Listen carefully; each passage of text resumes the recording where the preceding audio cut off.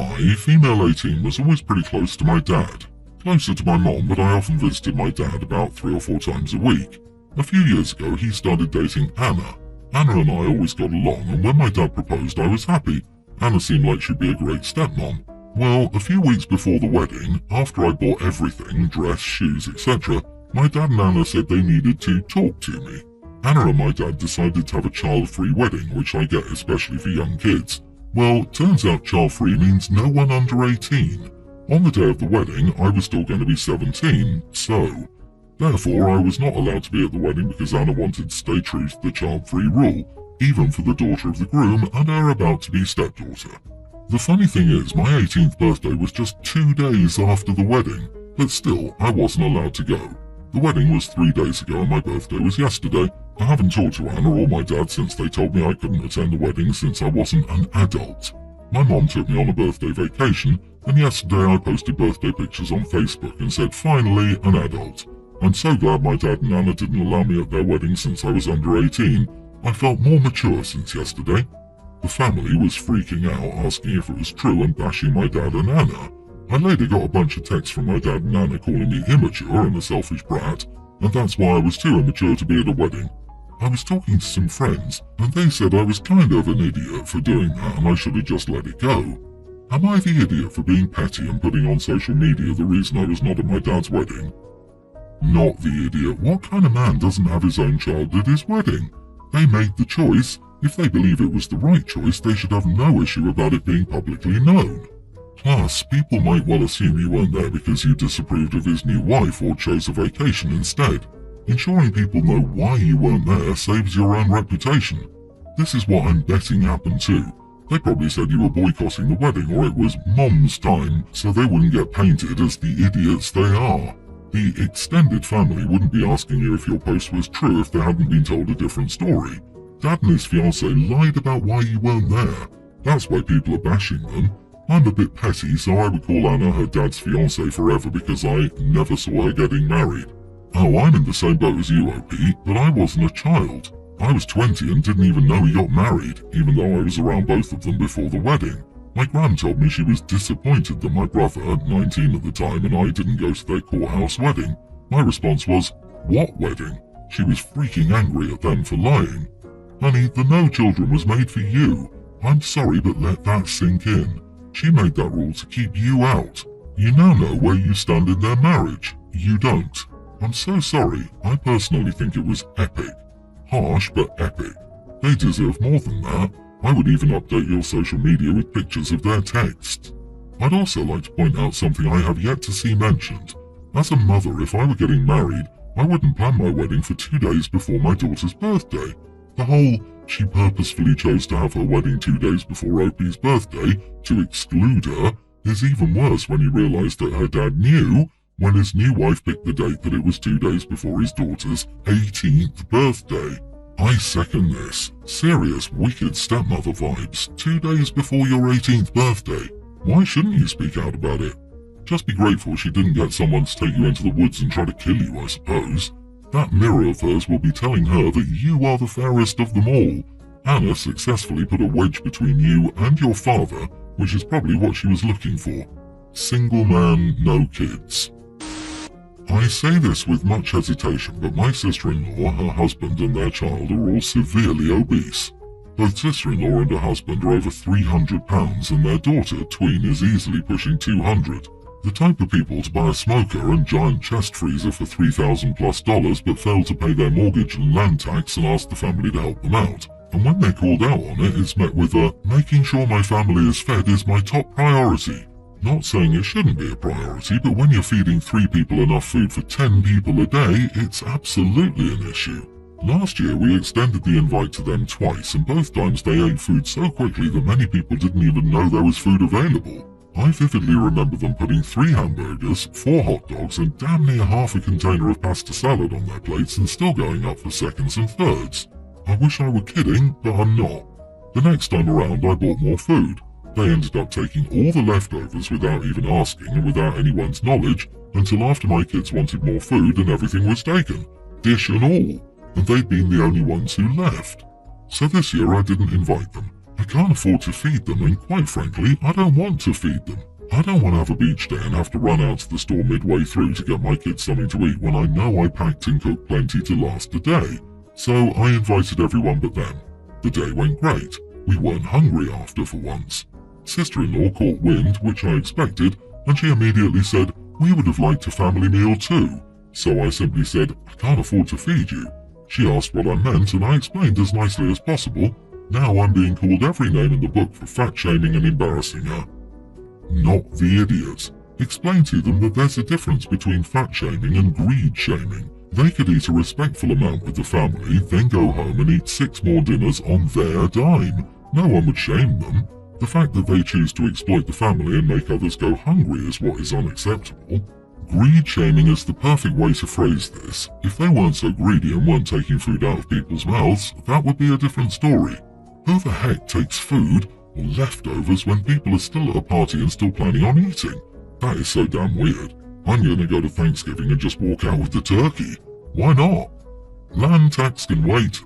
I, LMAO, gotta feed the fridge. And her first reaction was that she would have liked a family meal. Her response really says it all. They also wanted a free meal. They didn't go to see people, catch up or have fun. They came to eat, and you are the food ATM. Being together solely to eat is a type of party too, but then you pull your weight, no pun intended, by either paying your part or bringing it. Tell her they're welcome to bring their own food next time and that you want your plates back. I, 28 male, will marry my fiancée Sky, 28 female, in November. Sky is dancing with her mom and her granddad, the 2 people who raised her. Sky wanted to know if I had any plans to dance with anyone. I told her I would likely ask my grandparents on my mom's side. They're the people I would be closest to. I asked my grandparents and they were over the moon. Grandpa even started practicing for it. My grandma was a little more emotional about it because my mom died when I was only 7, and for Grandma it was a reminder that she and Grandpa had to step in for some stuff so it could feel as close to having Mom there as possible. I asked my grandparents because I'm not close to my dad or his wife. My dad is a cold man. He was always that way. After our mom died, my grandparents were there for my younger brother and me. Dad would tell us to stop trying to make him something he wasn't. He only wanted emotion from us during his second wedding to his wife. She dreamed of stepping in, becoming our mom, and filling in the gaps Mom left behind. We never wanted her to do that. In fact, for years, my brother and I hated her for trying to fill in for Mom. She was a stranger, some woman our dad chose who was nothing to us. She went too far at times, and because of that, in my heart, she never became my stepmom and instead remained my dad's wife. My brother feels the same way.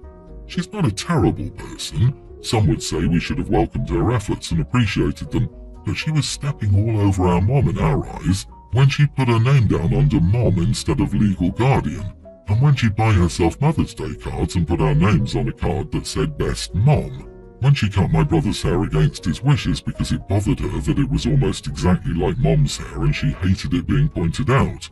Also, when she tried to guilt us into watching her give birth when we didn't want to, when she tried to force me to bring her to some mother-son dance and cried because I refused. Today I have a minimal, more low-contact relationship with them, so she was never going to be someone I asked. But she heard through my dad's parents that I was planning the dance with my grandparents, and she asked me to do a mother-son dance with her. I said no. I didn't give a reason or make a discussion, just no. She started crying again and told me that we loved crushing her and putting her in her place when all she ever wanted was to love us. She's mad, and so are my dad and his parents. They said my brother and I always treated her unfairly, and I should have agreed to the dance after all these years of her trying. Am I the idiot? You're absolutely not the idiot here. She's made you deeply uncomfortable on many occasions and has tried to make everyone stop referencing your actual mom in conversation. That's incredibly insensitive, and she's not deserving of a dance with you.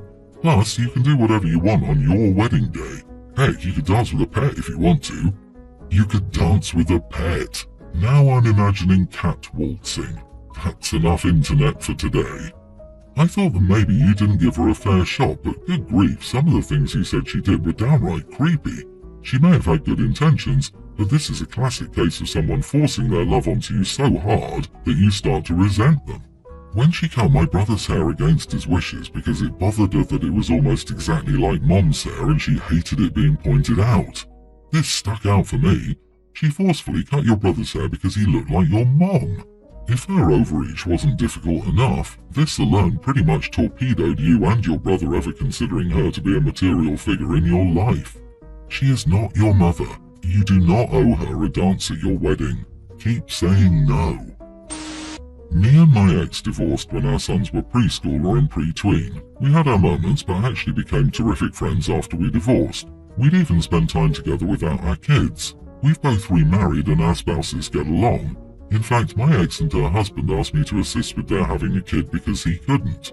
They have a son who's a preschooler. He's biologically mine but was happily raised by my ex and her husband. My wife is pregnant and my ex will be in the delivery room with us when she gives birth next month. My tween is happy we all get along, but my older child is starting to have issues with it. He's always complaining about us hanging out and being over each other's homes. I asked him what was wrong with it and he said it was just weird and to stop. I told him my relationship with his mom was none of his business. We'd be friends even if he didn't exist, so deal with it. My ex thinks I should apologise, but I'm not apologising to a brat dictating who I can or can't be friends with. Edit, I haven't been with my ex since we were married and my donation was made in a clinic and no one but me, my wife, my ex and her husband know about it. I have zero physical attraction to my ex. We're all comfortable with each other because we've been friends since high school and have an unbreakable bond. You are the idiot. Your son is identifying that your situation is unconventional and he's not adjusting well, but he's a young teen and doesn't know how to properly voice what he's feeling. There's a way to validate his feelings and still tell him it isn't his place to comment without being an idiot to your kid. But your ego won't see past supposedly being dictated to by a child who can't adequately express themselves. Don't be surprised when he doesn't respect you as an adult and may not even want to see you if you keep this "I'm not apologising to a brat" mentality up. Oh man, you are successfully navigating having a healthy relationship between you and your ex, and it's so sad to see you fail spectacularly with your own kid. The dude feels awkward about it, and instead of helping him work through those feelings, you got defensive and acted immaturely. You have so many kids but don't act like a father figure. I wonder if OP and his ex are swingers or having a polycule relationship and the kid finally picked up on it, or someone at school probably said something. Not gonna lie, being a sperm donor for your ex, who you co-parent with, is weird in my opinion. Your kid's half-brother is actually their full brother, but with legally different parents. I'm an adult just hearing about it and it's difficult for me to fathom. I can't imagine how a young teen and a tween would feel. Their whole relationship is strange. I wouldn't be bringing my friends around my parents, that's for sure. I can't fathom how step-parents are okay with all of this, especially the wife letting him father a child and handing it over. I'm betting that the kid's friends' parents are questioning the relationships too, and if friends' parents are talking about it, the kid or his friends likely have heard the talk. I'm not surprised the kids asked them to stop the relationship. So on his 18th birthday, my wife and I gave our son his college fund and told him he could do as he pleased with it. He chose to spend it travelling and finding himself over the last 2 years. He's 20 now and wishes to go to school and he asked us to pay his tuition. When I asked what happened to the money, he told us the above. I said no and told him if he wanted to go to school he'd better get a job. My wife wants to pay it for his future. I said no, we did right and he chose otherwise. We did inform him that the money was his to use, be it for college or whatever. It was his money after all, we set it aside for him. We did explain the intent, but he's an adult and he was free to use it as he pleases, just understand the consequences. 18 is an adult in my eyes and old enough to understand actions have consequences. We informed him what the money was intended for and that we wouldn't police him over it. My son knows I did exactly what my dad did to me. I also didn't use the money to go to school, I used it as a down payment on 2 houses and rented them out and asked him for help. My son was free to do the same. He may not have the knowledge or impulse control, but he's old enough to know it's okay to ask for help if he's unsure how to use said money or has no idea what to do with his life. I'm not a monster and he knows this. He could have just asked, "Hey, I want to travel. How can I best go about that?" Had he asked, I would have said, "Let's do X, Y, and Z with your money," then I would have given some money to travel. We did the same with his car. He wanted a car, we told him to save. When he saved up the amount needed to buy a car, I told him to keep it and we bought him a car. He knows I don't think solely to be a cruel monster. He had many options, but he chose the worst one, and I wasn't going to forcibly interject my views if he didn't want to come to ask me for help. The fact he did not meant to me that he didn't want my guidance. So, am I the idiot for not paying our son's college tuition after he blew his money despite being able to afford it?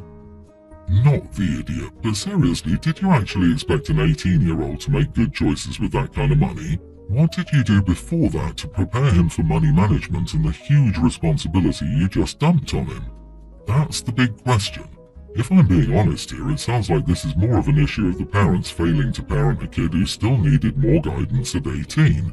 They used his age, which is arbitrary because not everyone matures at the same rate, to decide when their duty as parents was over. It sounds to me like they failed him. One of the best things a parent can do is to pass down financial literacy to their child. These are taught in lessons, not by handing over a lump sum of money. Remember, the majority of lottery winners spend the money within 1 year. Everyone's the idiot here. You gave what sounds like a massive amount of money to a very young man with no worldly experience and let him go. Of course he blew the money. You say at 18 he was an adult. What did you do to prepare him for the real world? And what would happen when that money was gone? Did you talk about options or just let him make his own choices? It sounds like you shoved him out of the nest and are shocked he crashed. I'm just chuckling at all of the people saying this is incredibly stupid. Why would you trust an 18-year-old with that decision making? And yet, that's what people do daily, signing up for student loan debt. 18 is old enough to make responsible choices. Otherwise, we wouldn't let them vote or drive, or work, or get married. The kid was able to save money for a car, he made an informed decision to travel for 2 years, he spent the college fund. It's not a magic well of money that replenishes itself.